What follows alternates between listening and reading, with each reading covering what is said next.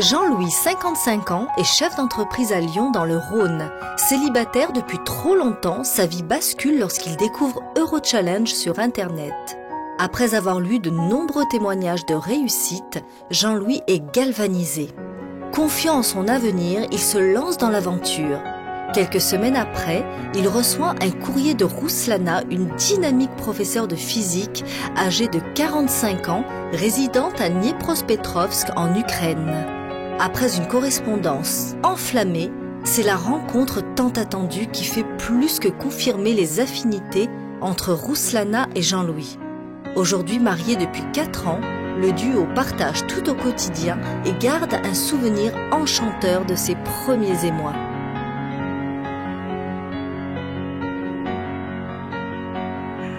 Aujourd'hui, nous sommes à l'agence de Lyon et j'ai le plaisir de recevoir Rouslana et Jean-Louis, qui c'est presque un anniversaire de mariage puisque ça fait 3 ans et demi qu'ils sont déjà mariés grâce à Eurochallenge.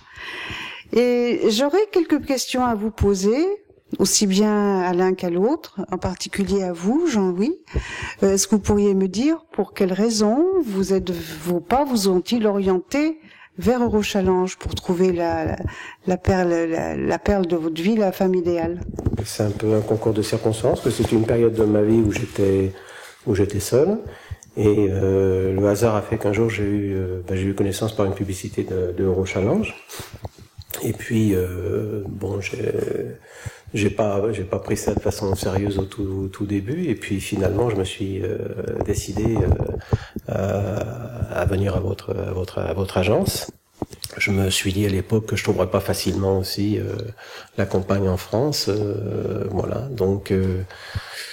Et c'est vrai qu'après réflexion, après tout ce processus, la rencontre avec Rouslana, je me suis même maintenant, je me dis après coup que cette union elle est peut-être plus facile du fait que Rouslana vient de son pays. En fait.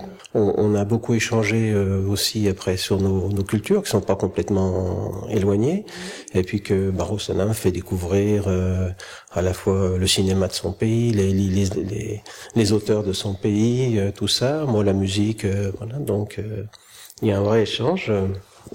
Et puis c'est vrai que je suis sensible aussi aux valeurs qu'ils ont aussi dans son pays, sur les valeurs, je sais pas, de la famille, de l'amitié, et puis du sens du couple en fait, hein, où je ressens quelque chose me semble différent de ce que peut-être une femme française peut exprimer. Pour moi, c'est quelque chose d'exceptionnel et comme ça, ouais. Et vraiment bonne expérience, mais je suis très contente. Avec mon mari, j'ai pas décidé faire d'autres choses. Tout va bien. Oui, excellent. Bien intégré. Oui. Avec mon mari, c'est vraiment, je suis très heureux. Ouais. Enfin, on avait beaucoup échangé des emails, et puis j'avais été sensible à ce que m'écrivait Rouslana. Bon, c'était des lettres et des photos, et puis elle m'a invité à venir. Elle est venue me chercher à l'aéroport, elle m'a attendu. Moi, j'étais un petit peu en retard. Elle m'a attendu, et puis ensuite, elle m'a accompagné après à Dniepropetrovsk. J'avais quand même tout de suite ressenti quelque chose pour elle, mais bon je voulais pas précipiter les choses, donc je crois que le premier baiser, il a fallu une semaine hein, quand même. Et j'avais décidé, comme ça s'était bien passé, mais je n'étais resté qu'une semaine, j'étais décidé à retourner pour les vacances d'été. Et les vacances d'été, on les a passées à Yalta, donc au bord de la mer Noire, où on a passé plusieurs jours ensemble, qui sont très très bien passés. Et c'est à la fin de ce séjour que j'ai fait ma demande officielle. Voilà. C'est passé comme ça en fait. Hein. Voilà. Alors à votre amour, à vos amours, merci. Et que ceci dure toujours. Merci.